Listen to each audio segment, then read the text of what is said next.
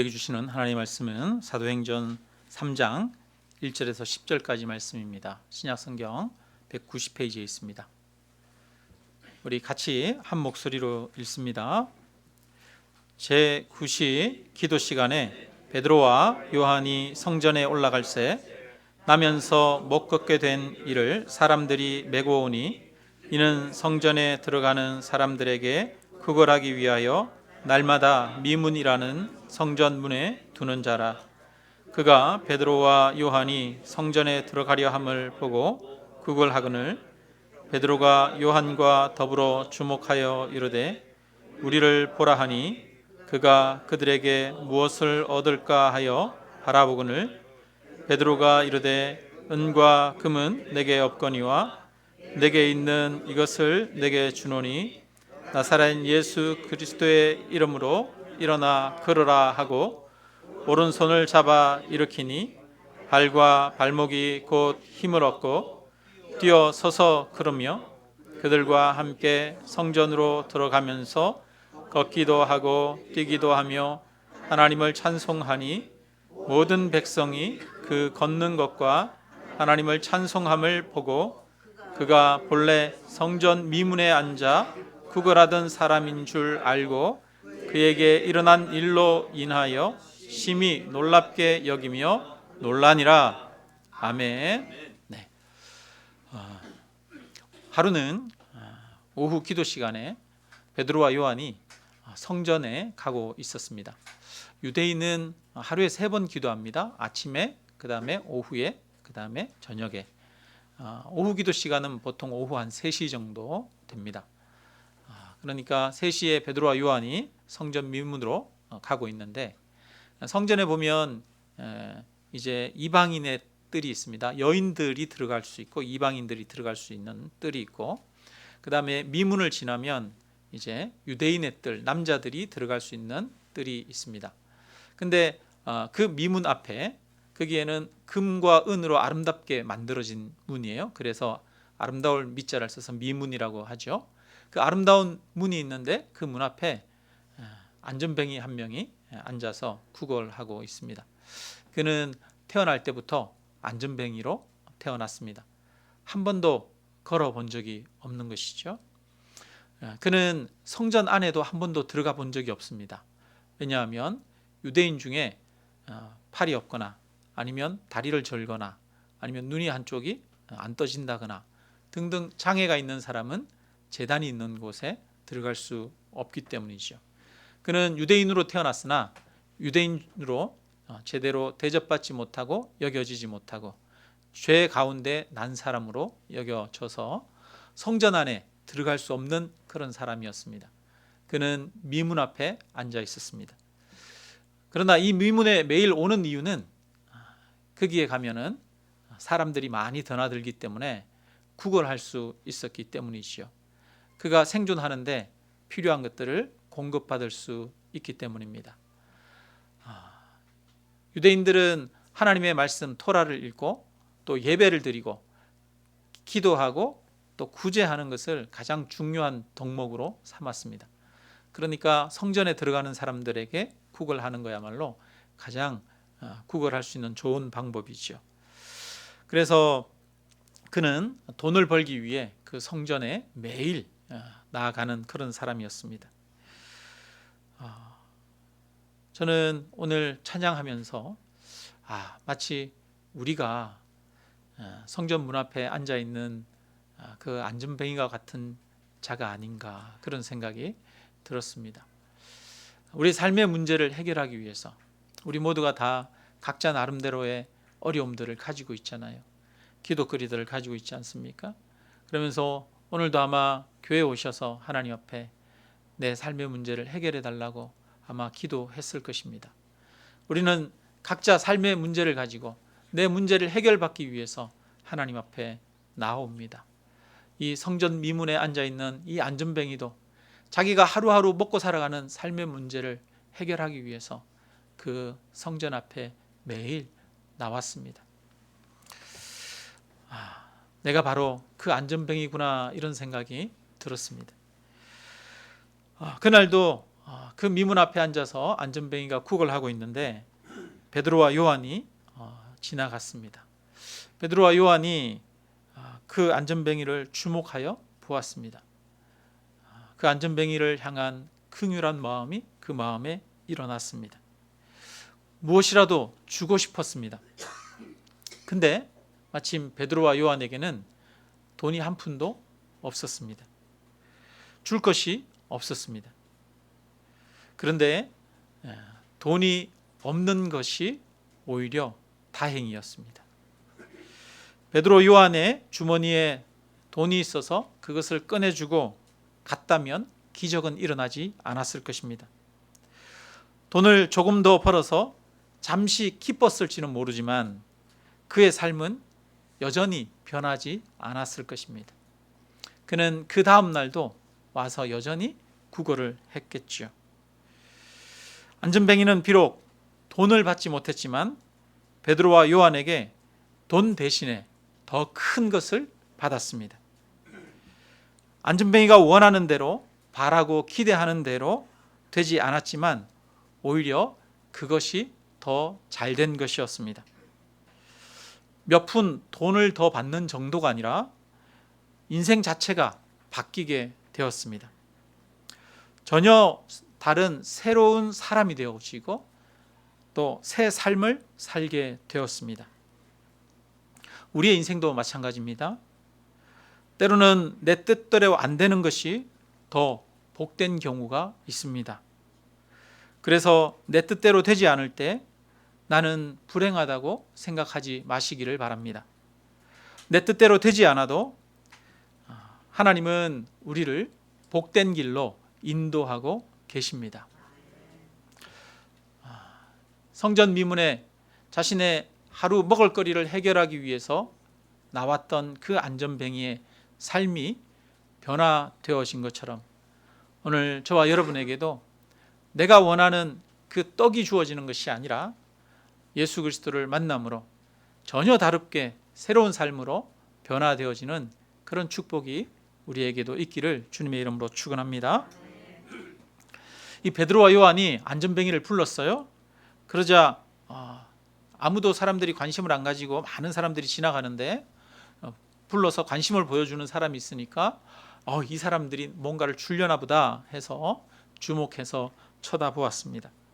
그런데 기대와는 다르게 말을 합니다. 은과 금은 내게 없거니와. 얼마나 실망스러울까요? 뭐 줄 줄 알았는데 야, 나 돈 하나도 없다? 이러니까 얼마나 실망스럽겠습니까? 근데 그 다음에 말합니다. 내게 있는 것으로 내게 주노니, 내게 있는 것으로 내게 준다. 그러고 보면 우리 그리스도인에게는 항상 줄 수 있는 것이 있습니다. 은과 금이 없어도 여러분 우리는 줄 수 있는 게 있어요. 무엇을 줄 수 있습니까? 예수 그리스도를 줄 수 있습니다.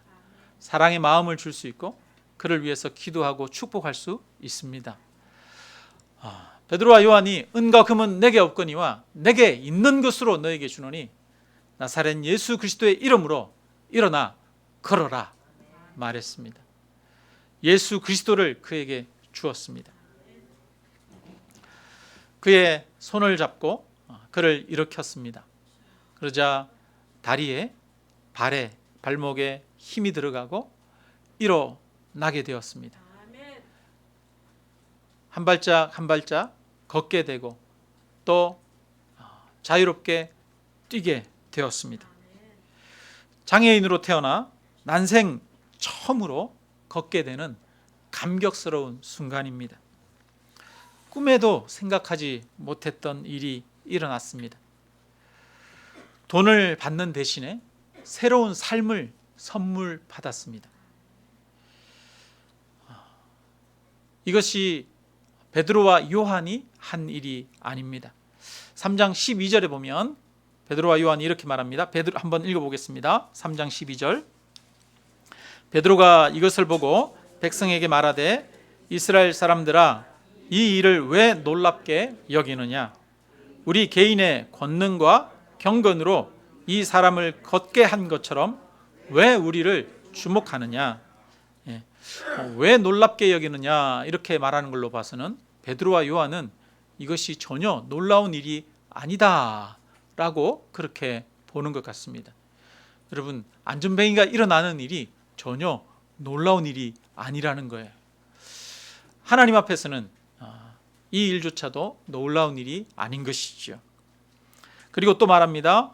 우리 개인의 권능과 경건으로 이 사람을 걷게 한 것처럼 왜 우리를 주목하여 하느냐. 아마 사람들이 다 베드로와 요한이 그 안전뱅이의 손을 잡아 일으키고 그러자 그 사람이 일어나 걷는 것을 보니까 다 깜짝 놀랐을 거예요. 아마 성전에 드나드는 사람들은 그 미문 앞에 있는 안전뱅이를 날마다 보았을 것입니다. 그가 태어났을 때부터 안전뱅이였다는 사실을 알았을 것입니다. 그런데 그를 베드로와 요한이 일으키는 거예요. 그런데 걷고 뛰는 거예요. 얼마나 놀랍습니까? 깜짝 놀라서 베드로와 요한이 선지자인 것처럼, 베드로와 요한의 능력으로 그 사람을 다시 일으킨 것처럼 그렇게 생각하고 베드로와 요한에게 집중했습니다. 주목하여 보았습니다. 그러자 16절에 이렇게 말합니다. 같이 읽습니다. 그 이름을 믿음으로 그 이름이 너희가 보고 아는 이 사람을 성하게 하였나니 예수로 말미암아 난 믿음이 너희 모든 사람 앞에서 이같이 완전히 낫게 하였느니라. 아멘. 예수 그리스도의 이름이 그를 고쳤다라고 말하고 있습니다. 베드로와 요한이 구걸하는 자에게 찾아가 그에게 긍휼을 베풀고 예수 그리스도의 이름으로 일어나라고 선포할 때 기적이 일어나고 성령께서 치유하는 역사가 나타났습니다. 이것은 사람이 한 것이 아닙니다. 하나님께서 하신 것이죠. 여러분, 우리도 베드로와 요한처럼 예수 그리스도의 이름으로 타인을 위해 기도하고 긍휼을 베풀 때에 하나님의 기적의 역사가 나타날 줄로 믿습니다. 우리 교회도 이런 역사들이 많이 나타났으면 좋겠습니다. 네, 삶에 지치고 힘든 분들이 일어나 걷게 되고 뛰는 역사가 나타나기를 바랍니다. 어쩌면 그런데 내가 이렇게 누군가를 위해서 기도하고 선포하면 그 기적이 일어나지 않을 거야 라고 생각할지도 모르겠습니다. 우리는 그런 경험을 해본 적이 별로 없지 않습니까? 많은 사람들이 내가 기도한다고 되겠어? 내가 선포한다고 되겠어? 그렇게 생각하기도 합니다. 그런데 기적이 일어나는 것은 내가 하는 것이 아닙니다. 기적을 베푸시고 말고는 예수님께 달려 있습니다. 우리가 할 일은 예수님을 의지하고 예수 그리스도의 이름으로 기도하는 것입니다. 예전에 아내가 자주 편두통을 앓았어요. 결혼했을 때부터 하자가 있었어요. 왜 그렇게 자주 아프다고 하는지. 편두통을 한번 앓으면 2일씩 3일씩 아프다고 끙끙대고 그러더라고요. 옆에서 그거 보기 힘들잖아요. 그러니까 진통제를 먹으라고, 진통제라도 좀 먹으라고 그러는데 또 진통제는 또 끝내 안 먹네요. 왜냐하면 자주 아프니까 맨날 그렇게 진통제를 의지해서 살 수 없으니까 그냥 안 먹고 버티더라고요. 그걸 옆에서 지켜보고 또 아파하는 사람 곁에 있는 것도 참 힘든 일이잖아요. 어떻게 할 수도 없고 약을 먹으라고 그래도 약을 안 먹고 그럴 때마다 이제 이마에 손을 얹고 기도했습니다. 하나님, 편두통 때문에 이렇게 힘들어합니다. 하나님, 예전부터 이 편두통을 가지고 이렇게 달고 살고 있었습니다. 하나님, 치유하여 주십시오. 이렇게 기도했어요. 여러분, 기도하니까 금방 낫을까요? 금방 안 낫어요. 며칠 지나면 또 아프대요. 그러면 또 어쩔 수 없이 또 할 수 있는 게 없으니까 또 기도하고 머리에 손을 얹고 또 기도하고 이제 그렇게 그런데 또 아프고 반복되는 그런 일이었습니다. 아내는 여전히 편두통을 자주 앓았고 저는 또 그때마다 기도했고 그렇게 반복되는 시간이 많이 흘렀습니다. 몇 년 전에 아내와 우연히 이야기하다가 그런 얘기를 하게 됐어요. 여보, 이상하다. 당신 요즘 왜 머리 아프다는 얘기를 안 해? 이런 얘기를 하게 됐어요. 곰곰이 생각해 보니까 아니, 아프다고 한 게 언젠지 기억이 안 나는 거예요. 몇 년 지난 것 같아요. 좋게 수년이 지난 것 같아요. 저는 기도할 때마다 하나님이 그 기도를 안 들어주시는구나, 지금 기도했는데 여전히 역사가 일어나지 않는구나, 이렇게 생각했어요. 그런데 오랜 시간이 흐르고 보니까 하나님이 그 기도를 응답하신 것을 느낄 수가 있었습니다. 저는 이미 오랜 시간이 흐르면서 하나님이 그 기도를 응답하셨지만, 저는 하나님이 이 기도를 응답하셨다는 사실조차도 느끼지 못하고 깨닫지도 못하고 감사조차 하지 않고 있었어요. 우리는 기도하고 눈앞에 당장에 어떤 변화가 일어나기를 원합니다. 그리고 내 눈앞에서 당장에 어떤 변화가 일어나지 않으면 기도 응답이 되지 않았다고 생각하는 경향이 있습니다. 그런데 저는 저의 지난날의 삶을 되돌아보면 오래전에 마음에 소망하고 하나님 앞에 품었던 그 간절한 기도의 제목들이 시간이 흐르고 흘러 나도 모르는 사이에 응답되었음을 많이 느끼게 됩니다. 저는 그래서 그런 생각을 합니다. 아, 기도대로 되는구나, 그런 생각을 합니다. 여러분, 하나님이 우리가 예수 그리스도를 의지하여 기도할 때 그 기도를 들으시는 줄 믿으시기를 주님의 이름으로 축원합니다. 하나님은 우리에게 다른 사람을 낫게 하라고 하지 않습니다. 너희는 병든 자를 위하여 기도하라고 말씀하십니다. 예수 그리스도의 이름으로 기도하라고 말씀하실 뿐입니다. 우리가 할 것은 도움이 필요한 자, 아픈 자를 긍휼히 여기고 예수 그리스도의 이름으로 선포하며 기도하는 것입니다. 기도하는 것이 우리의 몫이고 또 뜻하신 대로 역사하는 것은 하나님의 몫입니다. 여러분, 타인을 향해 긍휼히 여기고 예수 그리스도의 이름으로 기도하는 일을 멈추지 마시기를 바랍니다. 우리의 눈으로 당장의 기도대로 되었는지 확인할 수 없더라도 하나님이 우리의 기도를 들으시고 또 역사하신다는 사실을 믿고 끊임없이 반복해서 기도하는 저와 여러분이 되기를 바랍니다. 이 안전뱅이가 일어나는 것을 보고 주변의 사람들이 다 놀랐어요. 아마 안전뱅이 자기도 놀랐겠죠. 얼마나 놀라운 사건입니까? 이 안전뱅이는 성전에 드나드는 대부분의 사람들이 잘 알고 있는 그런 사람이었어요. 그는 태어날 때부터 안전뱅이로 태어났던 것을 다 알고 있었죠. 그러자 사람들은 이 베드로와 요한을 주목하면서 마치 베드로와 요한이 그들을 일으킨 것처럼 생각했습니다. 그러자 요한이 말합니다. 왜 이 일을 놀랍게 여기느냐? 우리 개인의 권능과 경건으로 이 사람을 걷게 한 것처럼 왜 우리를 주목하느냐 말합니다. 사람들이 큰 기적이나 부흥을 이루면 마치 자신이 한 것처럼 자신이 영광을 받는 경우가 많이 있습니다. 사람은 스스로 높아지는 것을 좋아하죠. 칭찬받고 영광받는 것을 좋아합니다. 그런데 베드로와 요한은 자신이 한 것이 아니라 하나님이 하신 것이라고 고백합니다.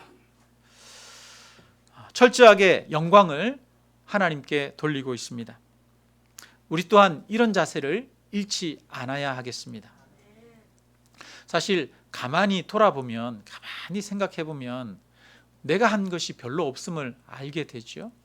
우리가 살아가는 모든 일들이 내가 애쓰고 수고하고 기도하고 노력했지만 그 외적인 것들이 많이 작용했음을 우리가 느끼게 되어지지 않습니까? 그러면서 시간이 지나고 흐를수록 지나온 모든 길이 하나님의 은혜였다, 이런 고백들을 하게 되지 않습니까? 지나고 보면 모든 것들이 하나님의 은혜입니다. 내가 한 것 같지만 내가 한 것이 아니라 하나님이 역사하신 것들이죠. 며칠 전에 송창식 씨가 이렇게 EBS 프로그램에 보니까 송창식 씨가 콘서트하고 노래하는 거 나오더라고요. 기타리스트 함춘호라고 하는 분이 사회를 보고 송창식 씨가 토크쇼 하듯이 하면서 또 노래도 하고 이렇게 하는데 자주 그런 고백을 하더라고요. 자기가 한 거는 별로 없다고, 자기는 그냥 운이 좋았을 뿐이다, 이런 이야기를 하더라고요. 참 송창식 씨가 80 정도 되셨죠. 나이가 오래 지난 사람들은 걸어온 길들을 보면 내가 한 게 아니구나, 이런 것들을 참 많이 느끼는 것 같아요. 송창식 씨는 자기는 운이 좋았대요. 운이. 그런데 우리 그리스도인은 운이 좋았다라고 표현하는 것이 아니죠. 우리 그리스도인은 내가 한 것이 아니라 하나님이 하셨다라고 고백하게 되어지는 것이지요.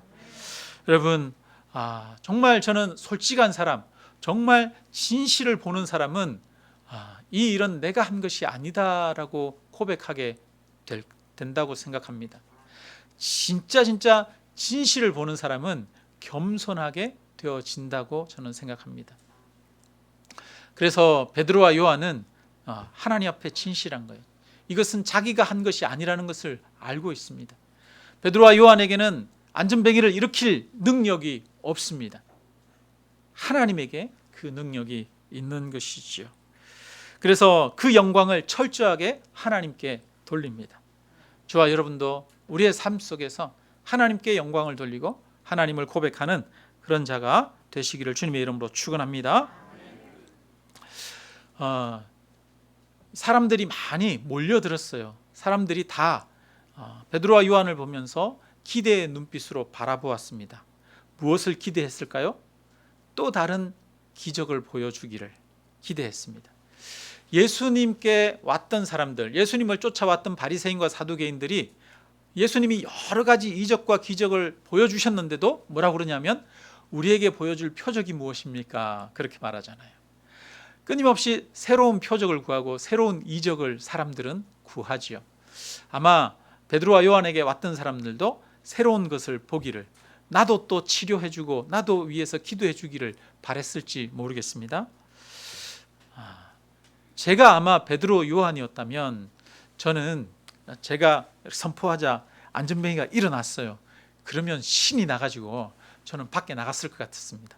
밖에 나가가지고 여러분 오십시오, 제가 기도해 주겠습니다 그러면서 사람들을 기도해 주고 막 일으키고 치유하고 그러지 않았을까 싶어요. 저는 30대 초반에 하나님 앞에 기도하면서 나에게 병 고치는 은사를 달라고 그렇게 기도했던 적이 있어요. 왜냐하면은 성도님들 중에는 항상 아픈 분들이 많잖아요. 교회에는 항상 아픈 분들이 있잖아요. 내 가족 중에는 아픈 사람이 없을 수 있지만 성도님 중에는 항상 아픈 분들이 있어요. 그래서 지금도 저는 그런 거 좋아해요. 건강에 뭐가 좋다 이러면은 뭐 담아놓고 담아놨다가 성도님들 드리고 나누고 이런 거 좋아해요. 그래서 저는 교회는 항상 아픈 분들이 많기 때문에 신유의 연사를 하나님 앞에 구했습니다. 그리고 또 신유의 연사를 가지면 인기를 얻을 것 같았어요. 사람들이 몰려올 것 같았어요. 부흥할 수 있을 것 같았어요. 예전에 그런 데 많았잖아요. 뭐 할렐루야 기도원 김계화 원장 이런 분 아시죠? 막 기도하고 치유해서 암도 고친다고 하는 그런 분들. 그래서 전국에서 얼마나 사람들이 몰려들었습니까? 그 할렐루야 기도원이 뭐 포천인가 이쪽에 있었죠. 근데 저기 경상도에서 저 어릴 때 그 교회에서 버스 대절해가지고 교회 성도님들이 그 기도원에 가고 그랬었거든요. 전국에서 막 몰려들고 그랬거든요. 한때 저도 나도 한번 그랬으면 좋겠다 이런 꿈을 가진 적이 있었어요. 그래서 하나님, 저에게도 하나님 기도하면 병이 낫는 그런 은혜를 허락해 주십시오 막 그러면서 기도했던 적이 있었습니다. 신유의 연사를 내가 영광을 얻고 또 교회가 부흥하는 수단으로 생각했던 것이죠. 하나님의 영광을 생각하는 것보다 자기 영광을 생각한 거예요. 성경에 보면 사도행전 8장에 보면 베드로와 요한이 안수하고 기도하자 성령을 받는 사건이 일어나거든요. 그러니까 그 성령을 받는 것을 보고 시몬이라고 하는 사람이 돈을 주면서 나에게도 그 능력을 달라고 그렇게 하는 장면이 나오거든요. 시몬이 왜 그렇게 합니까? 자기 영광을 위해서, 자기를 위해서 하나님의 은사를 받기를 원했던 거예요. 자기가 높아지는 수단으로 생각한 거죠. 그런데 베드로와 요한은 철저하게 하나님만을 높입니다. 그리고 베드로와 요한은 나가서 다른 사람들에게 기도해주고 병을 고쳐주지 않았어요. 오늘 이 안전뱅이만을 위해서 또 기도하고 그를 일으켜 세웠습니다. 그리고 나서 주변에 많은 사람들이 몰려들 때 베드로와 요한은 그 사람들에게 설교를 하기 시작합니다.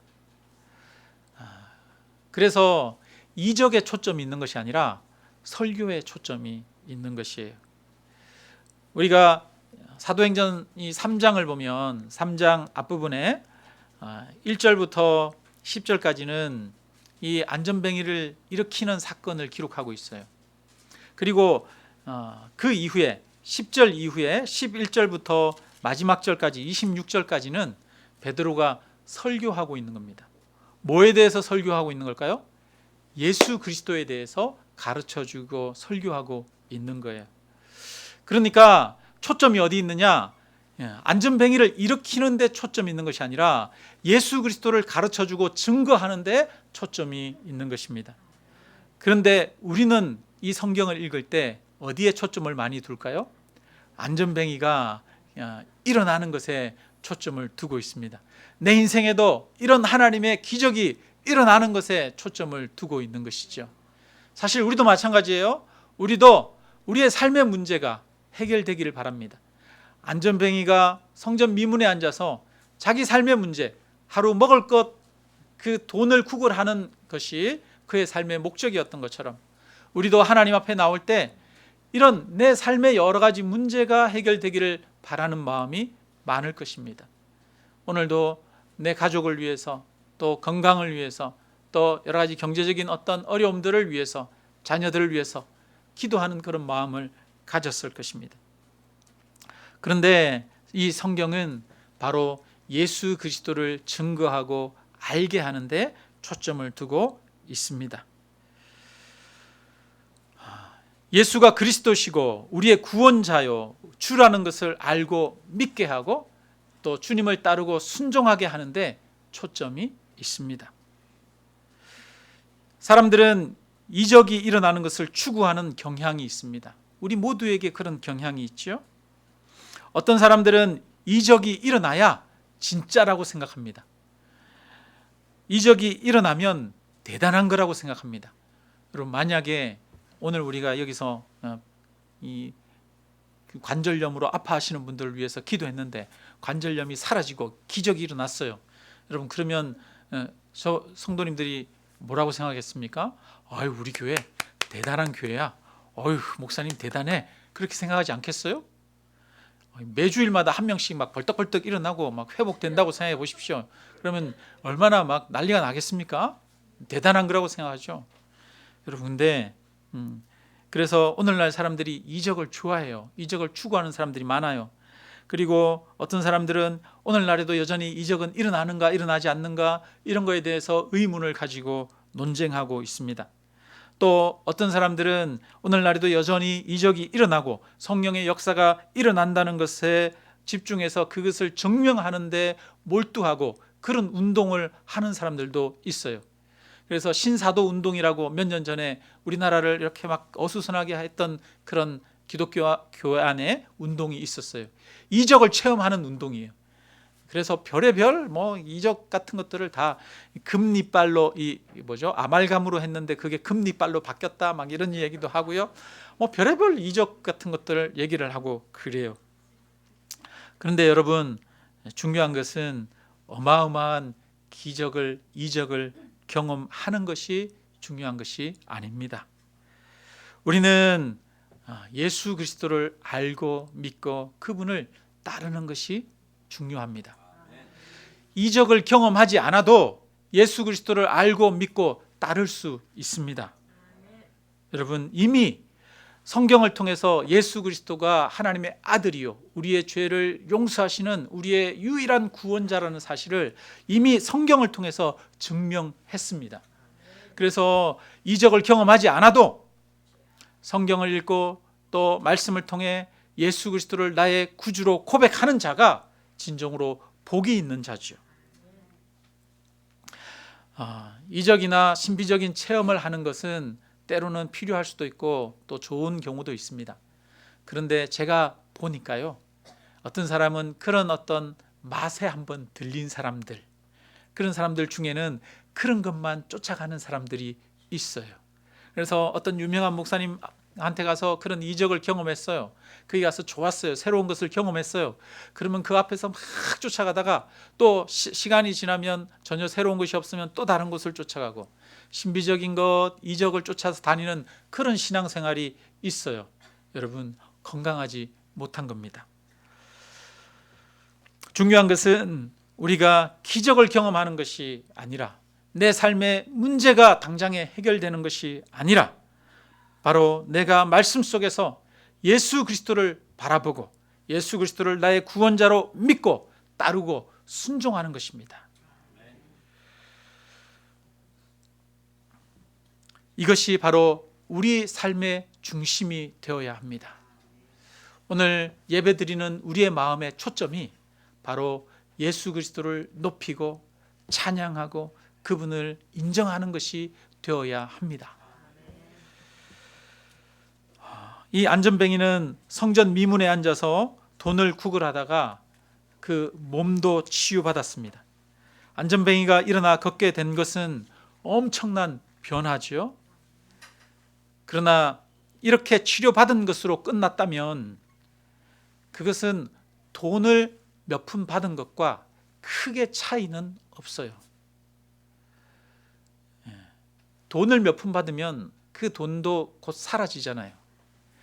몸이 회복되었지만 곧 그것도 사라질 것입니다. 우리 몸이 치료받아도 얼마 지나지 않아 우리는 다시 아프고 다시 병들고 죽음으로 끝납니다. 예수가 그리스도인 것을 알지 못하고 예수 그리스도를 믿지 않는다면 결국은 영원한 지옥에 떨어질 뿐이죠. 그래서 마태복음 10장에는 이렇게 말합니다. 제자들을 예수님이 각 마을로 파송합니다. 이스라엘 마을로 파송하면서 각 마을에 가서 천국 복음을 전하라고 이야기합니다. 그리고 나서 너희가 전하는 그 천국 복음을 받아들이지 않으면 그 마을에서 나와서 신발에서 먼지를 털어버리라 말합니다. 미련을 갖지 말라고 말하고 새로운 곳으로 나아가라고 말합니다. 그러면서 하시는 말씀이, 내가 진실로 진실로 너희에게 이르노니 심판날에 소돔과 고모라 땅이 그 성보다 견디기 쉬우니라, 이렇게 말해요. 예수님의 복음을 받아들이지 않는 곳이 그것보다는 소돔과 고모라가 낫다는 거예요. 여러분, 놀라운 말씀이지 않습니까? 소돔과 고모라는 하늘로부터 불과 유황이 떨어져서 하루아침에 완전히 소멸된 도시입니다. 거기에 있는 모든 사람들이 다 전멸했어요. 살아남은 사람은 롯과 그의 두 딸뿐이지요. 소돔과 고모라는 심판의 상징이고 또 재앙의 상징입니다. 끔찍하고 참혹한 곳입니다. 지난주에 터키에서 지진이 일어났잖아요. 지금 보니까 사망자가 약 한 2만 7천 명이 넘는다고 해요. 일부는 예측하기를 10만 명 이상이 아마 돌아가셨을 거라고 그렇게 보기도 합니다. 아마 신문이나 뉴스를 통해서, 인터넷을 통해서 그 지진 난 그 참혹한 현장을 여러분 많이 보았을 것입니다. 가족들 중에 아빠는 다행히 밖에 나왔는데 아들이나 남편이 그 밑에 무너진 건물 그 잔해 아래 깔려 있는 이런 사연들이 기가 막히죠. 보니까 아빠가 이 딸은 그 잔해에 깔려서 이렇게 나오지 못하고 손만 이렇게 내밀고 있고, 그 아버지가 그 옆에 쭈그리고 앉아서 그 죽은 딸의 손을 놓지 못하고 잡고 있는 그런 사진도 있더라고요. 얼마나 참혹하고 끔찍합니까? 건물이 그렇게 다 무너져 내렸는데 사람들이 그 길을 떠나지 못한대요. 왜? 아직 자기 가족들이 거기 있으니까. 우리는 지난 10월 말에, 작년 10월 말에 우리나라에도 큰 참사가 있었죠. 서울의 이태원에서 159명의 사람들이 그냥 길을 걷다가 너무 많은 사람이 몰려드는 바람에 압사해서 돌아가셨습니다. 우리는 그 현장을 뉴스로 보면서 얼마나 놀라고 경악했습니까? 정말 너무나 온 국민이 다 슬픔에 빠졌었죠. 근데 터키는 이 지진으로 인해서 돌아가신 분만 벌써 2만 7천 명이에요. 3만 명이면 그 지난 할로윈 때 그렇게 해서 이태원에서 돌아가신 분들보다 200배나 많은 인원이에요. 200배. 여러분, 엄청난 재앙이지 않습니까? 참사잖아요. 참사. 근데 소돔과 고모라는 그것보다 더 했어요. 소돔과 고모라는 지금 터키와보다 더 했어요. 모든 건물들이 다 무너져 내린 정도가 아니라 완전히 그냥 사라져 버린 거예요. 터키는 지진이 난 현장에는 건물들이 좀 무너졌지만 5천 채 이상이 무너졌다 그러죠. 그런데 여전히 그래도 안 무너지고 있는 건물도 있잖아요. 그런데 소돔과 고모라는 완전히 파괴됐습니다. 이런 일이 또 다른 역사에도 있죠. 2000년 전에 AD 79년에 폼페이라고 하는 섬이죠. 폼페이라고 하는 곳에 그 베수비오 화산이 폭발했습니다. 화산이 폭발하고 나서 약 5m에서 7m의 화산재가 쌓였대요. 그리고 화산이 폭발하면 거기에서 폭발과 동시에 많은 수증기와 함께 그 가스들이 분출된다고 합니다. 이산화탄소 같은 것들이 나온대요. 그래서 사람들이 그 화산재나 이런 거 아니면 용암이나 이런 거에 죽는 게 아니라 질식해서 죽는데요. 화산이 폭발하면 그 근처에 있는 사람들은 이 가스에 의해서 질식해서 쓰러져서 죽고 그 위에 화산재가 쌓이는 거죠. 폼페이는 사람들이 그 도시가 있는지도 수천 년 동안 몰랐어요. 그러다가 나중에 발굴했더니 완전히 화산재에 쌓여가지고 원형 그대로 보존이 되어 있지 않습니까? 거기에 보면 이제 우리가 뭐 그 TV나 이런 데 보면 사람들이 앉고 뭐 죽어 있거나 손을 잡고 이렇게 죽어 있거나 엎드려 있거나 이런 그런 모형들이 있어요. 그죠? 근데 원래는 그 모형들이 사람들이 그렇게 뼈가 남아 있는 게 아니래요. 화산재가 덮여서 뼈는 다 삭아서 이미 사라져 버리고 없대요. 그런데 발굴하는 사람들이 이렇게 보니까 여기저기 구멍이 뽕뽕뽕 뚫려 있는 거예요. 그래서 처음에는 왜 구멍이 뚫려 있는지 몰랐대요. 그래서 그 구멍에다가 석고를 부어 보니까 모양이 나오는 거예요. 그 석고 모양이 어떤 거예요? 사람들이 죽어서 이렇게 엎드려 있는 모양이. 그러니까 그냥 산채로 그렇게 사람들이 매장 당해가지고 그냥 녹아내리고 그렇게 된 거죠. 얼마나 끔찍한 일입니까? 끔찍한. 근데 하나님이 뭐라고 말씀하십니까? 심판날에 소돔과 고모라가 그 마을보다 견디기 쉬우리라 말씀합니다. 심판날에 예수 그리스도를 믿지 않는 사람들, 복음을 받아들이지 않는 사람들보다 소돔과 고모라에서 멸망당하는 사람들이 더 복되다, 더 낫다라고 이야기하는 거예요. 그렇다면 가장 끔찍한 재앙은 무엇입니까? 여러분, 돈이 없는 것이 재앙이 아니고요, 안전뱅이로 태어난 것이 재앙이 아닙니다. 가장 큰 재앙은 예수 그리스도의 복음을 받아들이지 않는 거예요. 예수 그리스도를 믿지 않는 거예요. 나의 삶의 주인으로, 나를 구원하는 자로 믿고 받아들이지 않는 거예요. 주님을 따르지 않는 겁니다. 이것이 가장 큰 재앙이라고 하는 거예요. 오늘 안전뱅이에게 있어서 진짜 축복은 무엇입니까? 금도 아니고 다시 그가 일어선 것도 아니라 이것을 통해 그가 예수 그리스도를 알게 되었다는 것입니다. 예수 그리스도를 만나게 되었다는 것입니다. 그래서 이 베드로와 요한은 안전뱅이를 일으킨 것 자체에 주목하지 않습니다.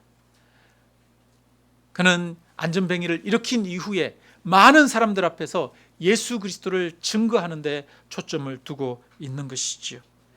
그래서 목적은 기적이 아닙니다. 바로 예수 그리스도를 아는 것이고 믿고 살아가는 것이 목적입니다. 우리에게도 삶의 목적은 많은 재물을 가지는 것이 아닙니다. 건강하게 사는 것이 삶의 목적이 아닙니다. 예수 그리스도를 알고 그분을 따라 믿으며 하나님의 영광을 위해서 걸어가는 것이 우리의 삶의 참된 목적이고 그것이 복인 줄로 믿습니다. 베드로와 요한은 이것을 너무 잘 아는 자입니다. 그래서 그는 사람들의 병을 고치는 것에 목적을 두지 않았습니다. 안전뱅이를 일으켰으나 이것을 통해서 예수님을 증거하고 나타내기 위해 설교로 나아갔습니다. 베드로와 요한이 예수님을 증거하고 나타내기 위한 삶을 살았을 때 이들을 통해서 하나님의 역사가 나타났습니다.